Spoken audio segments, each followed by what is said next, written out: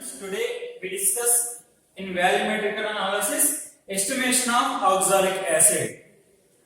Aim to estimate the amount of oxalic acid present in 1000 ml of the given solution using 0.2 m sodium hydroxide solution.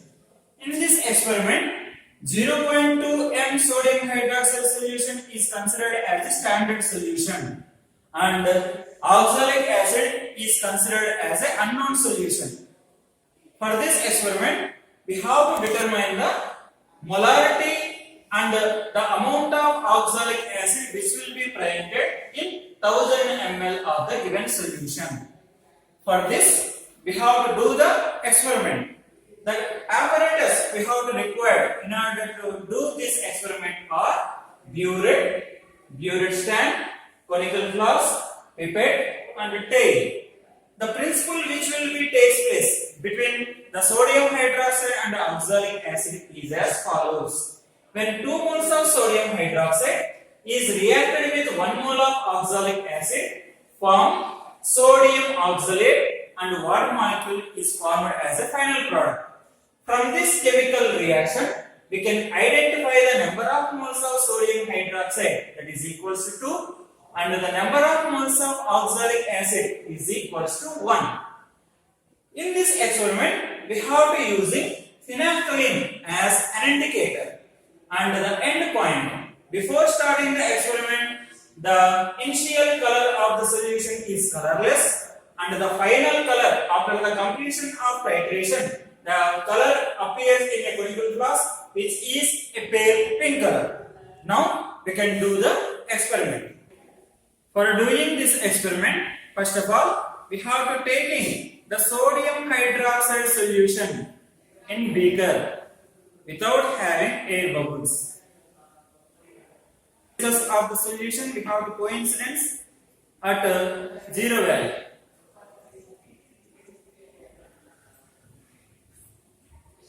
So, the lower meniscus is coincidence with 0. This is the sodium hydroxide solution we have to take in a burette without having air bubbles. Now, how to pipette out the oxalic acid into the conical flask? The pipette value is 20 ml.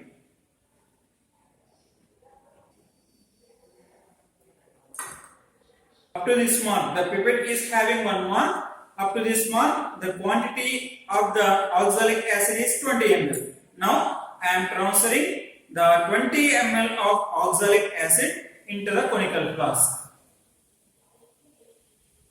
Here, the conical flask containing oxalic acid. It is a colorless solution, and the sodium hydroxide we have taken in a burette, it is also colorless. So it is very difficult to identify the end point.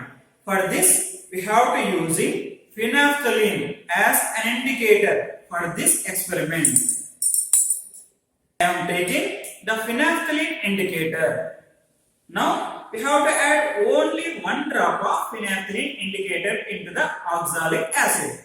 What we have to notice here, the color of the solution is not changed. That means remains constant. So it is the initial color of the titration.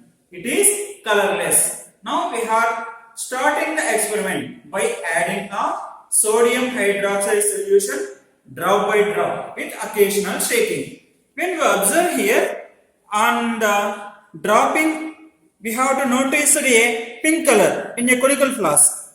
You have to observe closely. The pink color you have to notice it. When we are occasional shaking, after the occasional shaking, the pink color will be disappears. What it indicates means that the chemical reaction which will be taking place between the sodium hydroxide and oxalic acid. We are doing the titration very carefully, then only we can get a accurate value.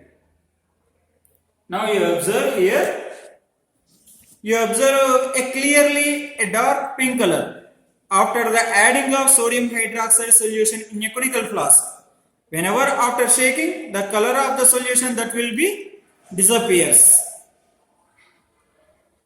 That means here the chemical reaction that will be taking place very fastly.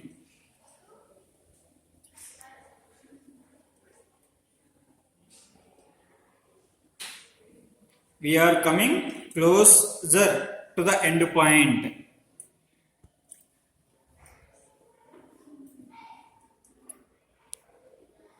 When you observe here, this is a pink color. But after occasional shaking, the pink color will be disappears. That means we are coming very closer to the end point.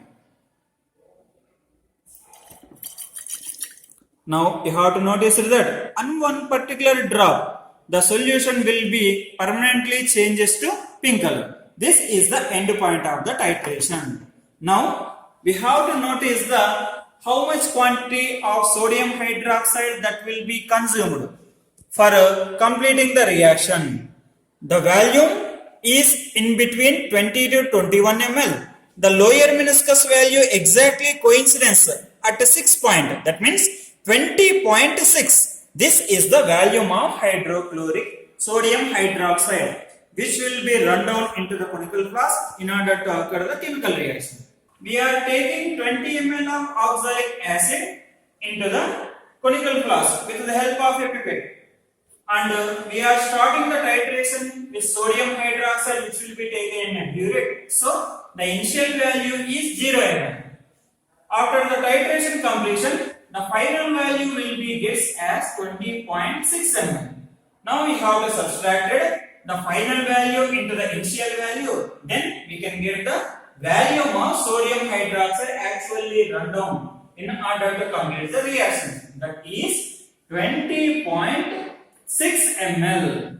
Now you have to repeat the same titration until you may get the successive readings. In order to calculate the molarity of oxalic acid, we are using one formula, that is M1V1 by N1, that is equal to M2V2 by N2, where M1 means molarity of oxalic acid. We have to identify it, so we can keep as a question mark. V1 means volume of oxalic acid. We have to take it with the help of a pipette into a conical flask. So we have taken that value as 20 ml. N1 means the number of moles of oxalic acid. From the chemical equation, we have to get this value as 1. M2 means the molarity of sodium hydroxide. It is given in a problem as 0.2 m. V2 is volume of sodium hydroxide. After the performing of titration, I can get the value as 20.6 ml. This is the volume of sodium hydroxide. N2 means number of moles of sodium hydroxide, which is came from the chemical equation, that is equals to 2. Now we have to calculate the molarity of oxalic acid. So after the modifying this equation, the equation can be written as M1, that is equal to M2V2 N1 by N2V1. Now we have to substitute all the values here. M2 means molarity of sodium hydroxide, that is 0.2. V2 means volume of sodium hydroxide, that is 20.6.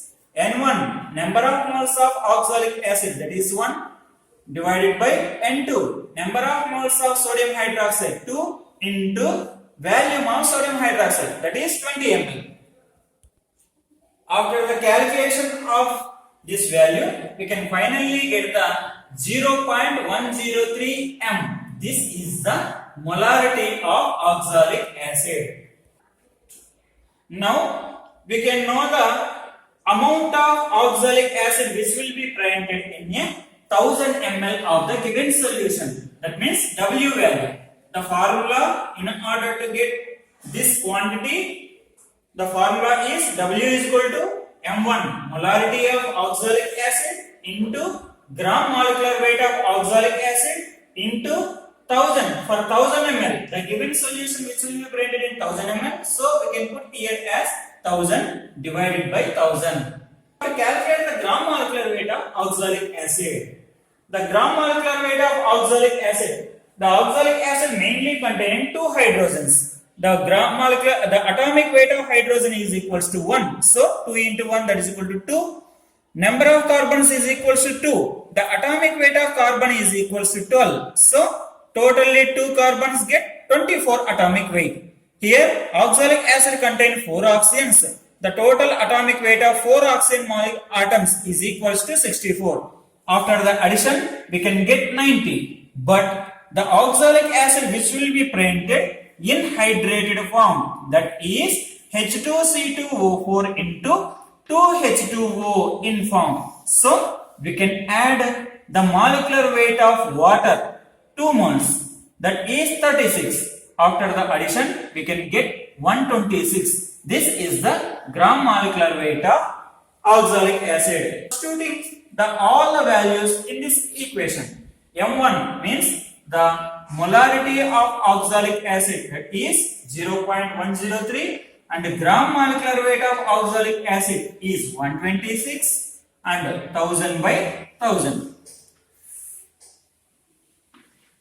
Now we have to calculate this value.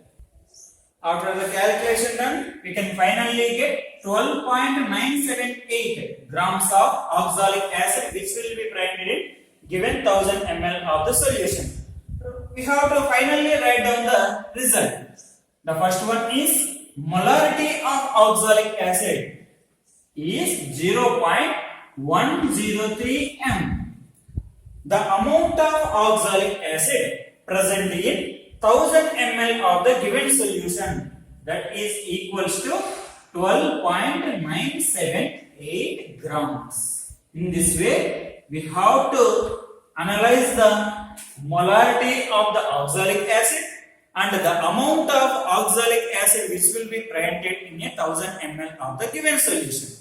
Thank you for watching this video.